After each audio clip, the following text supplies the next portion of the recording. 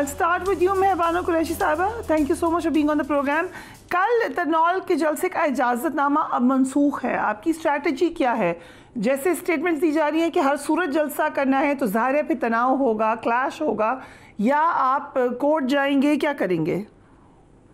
जी बिल्कुल, हम कोर्ट में तो जाएंगे क्योंकि जो अदालत के फैसले की यहाँ पर नफ़ी हो रही है, अदम अदूली हो रही है, क्लियर वायलेशन है. और इससे तो यही साफ जाहिर होता है, रियासत बार बार यही और हुकूमत बार बार यही पैगाम दे रही है कि उनकी नज़रों में अदालत की कोई वक़्त ही नहीं है. तो जब हुकूमत और रियासत अदालती निज़ाम को इस तरह मफलूज कर दें और इस तरह तोड़ दें और इस तरह आइन को रोन दें, तो फिर उस मुल्क में हम क्या उम्मीदें लगा सकते हैं? अगर तो हम कहते हैं कि ये मुल्क एक जमहूरियत है तो हमें जमहूरियत बनकर दिखाना होगा. और जमहूरियत का तो तकाजा यही है कि अगर एक सियासी जमात एक एहतजाज या एक जलसा करना चाहती है तो उनको आइन ये हक देता है कि वो पुरअमन जलसा और एहतजाज करें. मुझे सिर्फ ये बताया जाए, क्योंकि हमसे बड़े सवाल हो गए, अब वक्त है कि हुकूमत वक्त और रियासत से सवाल की जाए कि वो क्यों एक सियासी जमात को रोक रहे हैं. और अगर इनका वो एक घिसा पिटा 9 मई का बयानिया आएगा सामने कि ये इनकी हिस्ट्री ऑफ वायलेंस है, ये है, वो है, तो देखिए, अगर आप हमें एक सियासी जमात के बतौर तस्लीम नहीं करते हैं तो आइए लाइए कार्रवाई, लगा दीजिए कदगन, लगाएं बैन. क्यों नहीं रुकते?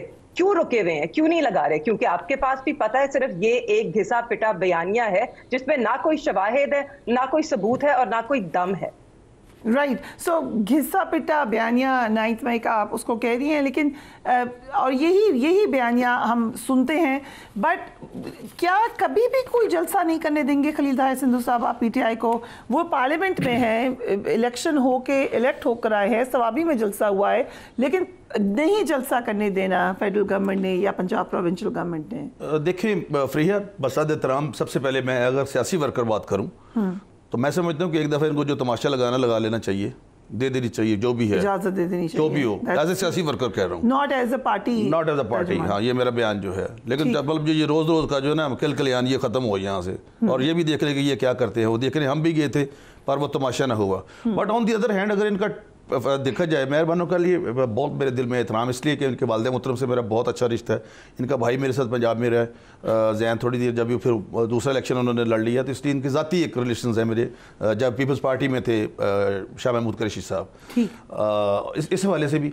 अच्छा, दूसरा ये है सबसे बड़ा कि इनका जो ट्रैक रिकॉर्ड है, हम लॉ में एक बात कहते हैं एज ए लॉयर कि प्रीवियस रिकॉर्ड जो है ना, हार्ड एंड डेस्परेट क्रिमिनल्स, जो कुछ इन्होंने किया है, आप देखिए, आप बार बार ये कहा जाते हैं, नो वो उससे पहले चले जाते हैं. एक मिनट मेहरबानो, प्लीज एक मिनट, प्लीज मेहरबानो, मेरी भतीजी लगती हो आप. तो इनका जो प्रीवियस रिकॉर्ड है वो मतलब हार्ड एंड डेस्परेट क्रिमिनल्स. जी, अपना पॉइंट ऑफ व्यू तो दे सकते हैं. नहीं, मैंने उनकी बात सभी बात नहीं करूंगा. मैं आपको फ्रीहा, अगर आप मुझे कहेंगी मैं चुप हो जाऊंगा, वो बात कर लें, कोई ऐसी बात नहीं. मेरा तो सियासी वर्कर मैं कहता हूं करने, मेरा तो फैब्रिक ये नहीं है ना कि मैं उनसे मतलब बेटियों जैसी है, मैं उनसे को बात ऐसी करूँ, नॉट एट ऑल. तो इसलिए मैं कह रहा हूँ, लेकिन मैं इनकी बात नहीं कर रहा. अभी आप बात कर रही थी कि ओपन ट्रायल की, हुज इमरान खान साहब के जो ये फौज का जो मामला होता है ना, और आर्टिकल 31, आर्टिकल 40 और आर्टिकल 92 आर्मी एक्ट जो है, उसमें जो जिस बंदे ने सीक्रेट एजेंसीज में काम किया हो, एक तो वो 5 साल तक सियासत में इजाजत नहीं, उसको इजाजत नहीं है किसी भी काम करने की. नंबर 2, ये फौज के मामला में किस तरह से इंटरफेरेंस कर सकते हैं, उस फाइल पे लिखा होता है वेरी कॉन्फिडेंशियल, जो भी आर्मी का काम होता है. मैं जो कि by profession I am lawyer of supreme court, I know all these things. और दूसरा, इन्होंने खुद अपने दौर में, मेहर को पता होगा, इन्होंने खुद अपने दौर में फौजी अदालतों की हमायत की थी. हम मुखालफत कर रहे थे, इन्होंने हमायत की थी. अच्छा, अब मसला ये है, क्योंकि बांग्लादेश की टीम भी आई, जो उन्होंने, मैंने पढ़ा वो जो लेटर, बांग्लादेश की टीम आई है, और sir there are so many other issues.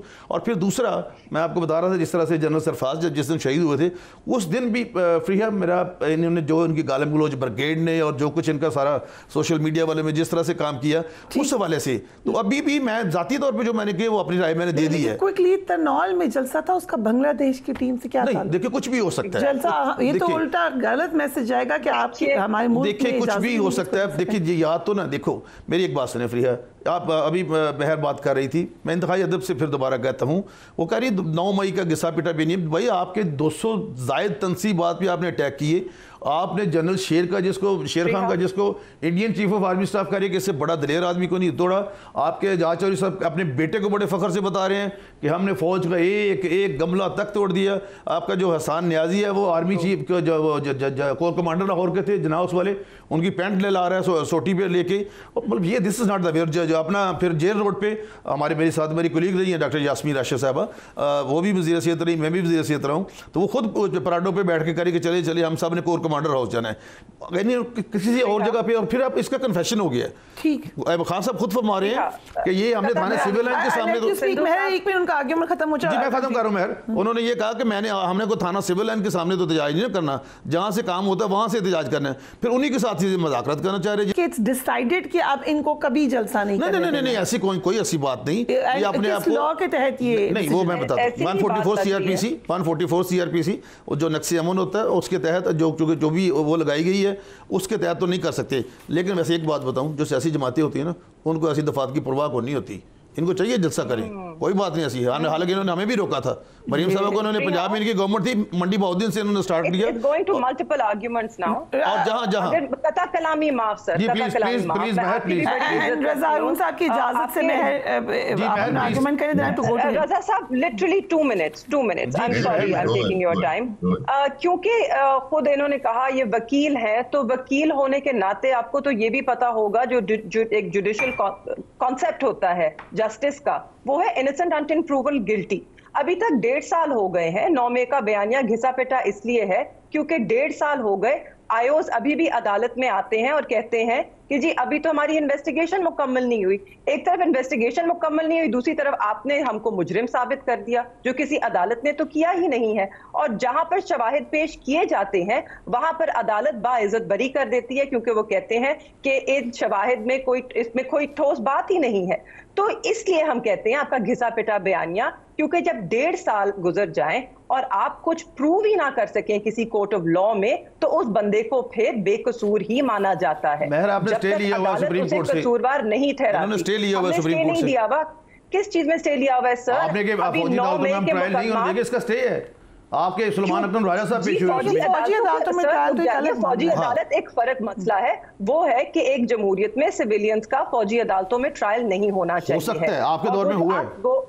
वो जो वालिद पे जो कटा था पर्चा, मैं बता दीजिए आपके वालिद किस सिटी में थे और किस सिटी में पर्चा कटा उनको? जी मैं अभी उस पे आ रही हूँ। मगर ये जो APS का अटैक हुआ था उसके बाद कुछ अरसे के लिए जो है आपकी मिलिट्री कोर्ट उनको दहशतगर्दी के केसेस के लिए इजाजत दी गई थी। ये उस दहशतगर्दी के जुमरे में नहीं आता, मगर एक सियासी जमात के खिलाफ, कुछ नौजवानों के खिलाफ जो लोग सिर्फ ट्वीट करते हैं, उनके खिलाफ ATA के पर्चे दर्ज हो जाते हैं। और जहां तक जी मेरे वालिद का सवाल है, जिनकी आप बड़ा एहतराम करते हैं, इज्जत करते हैं, मोहब्बत का रिश्ता है, तो मुझे बताइए वो तो कराची में थे, वो तो लाहौर में नहीं थे, फैसलाबाद में नहीं थे, पिंडी में नहीं थे, गुजरांवाला में नहीं थे, मगर इन सारे शहरों में उनके खिलाफ यही दहशतगर्दी के पर्चे हैं 9 मई के हवाले से। तो अगर 9 मई के बयानिए में या 9 मई के जुर्म में कोई सदाकत होती तो फिर, और आपके पास ठोस शवाहिद होते, तो आप उन लोगों के खिलाफ जाते कि जिन लोगों ने ये किया है। मगर आप अंधेरे में तीर चलाते रह गए और एक एक हमारे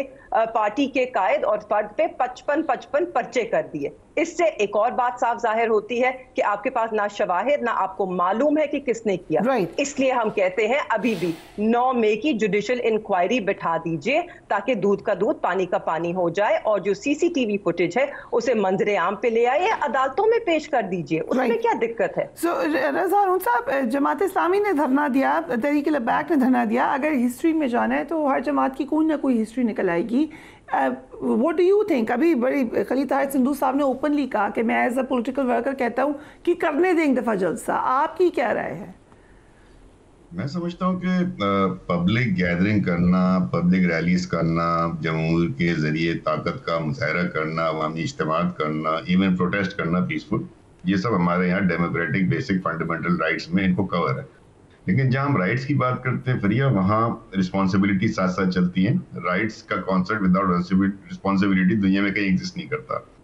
तो राइट्स के साथ रिस्पॉन्सिबिलिटी है, then every right ends with the sentence save according with the law. जितने आपके राइट्स होते हैं ना, they are subject to the implementation and following of that law.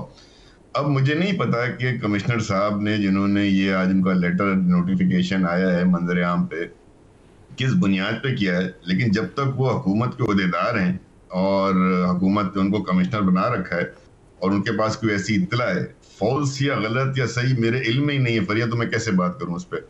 वहां फिर वो लॉ काम आ जाता है और लॉ प्रेसिडेंस ले लेगा किसी भी अवामी इज्तिमात के इंतकाद में। तो जहां तक राइट की बात है, बिल्कुल पीटीआई का राइट है कि वो पूरे मुल्क में जहां चाहे जलसे करे, लेकिन जहां लॉ की मेंटेबिलिटी की बात आएगी, उसकी एग्जीक्यूशन की बात आएगी, वो काम एडमिनिस्ट्रेशन का होता है, गवर्नमेंट ऑफ द डे का होता है। वो government of the day administration क्या फैसला करती है, So we can assume कि पीपल्स पार्टी fully endorse करती है एडमिनिस्ट्रेशन के इस डिसीजन को कि इनको लॉ के तहत उन्होंने कहा है कि नहीं करना जलसा। नहीं, मुझे नहीं पता फरिया, मेरा जो जुमला था वो ये था कि नंबर 1 राइट है, बिल्कुल है। नंबर 2 क्यों रिफ्यूज किया मुझे पता नहीं है, जिस चीज की इंफॉर्मेशन मेरे पास है नहीं, मैं उस पर कैसे कमेंट कर सकता हूँ। तीसरी बात जो खलील भाई ने की थी कि देखिए ना, पॉलिटिकल पार्टी जो है वो जब जलसा करने जाती है और उसने जलसा करना होता है फिर वो कर लेती है। अब जमात इस्लामी को अभी कोई फॉर्मली इजाजत उस जगह आने की तो नहीं मिली थी ना। अब जमात इस्लामी और पीटीआई में एक बड़ा वाज़ेह फर्क है, विदाउट ऑफेंडिंग एनीवन, कि Jamaat Islami is an organized political party, is a very discipline organization. उनका स्ट्रक्चर है, उनके सदर से लेके नीचे तक का एक स्ट्रक्चर है, वो बड़ा डिसिप्लिन मूव करते हैं।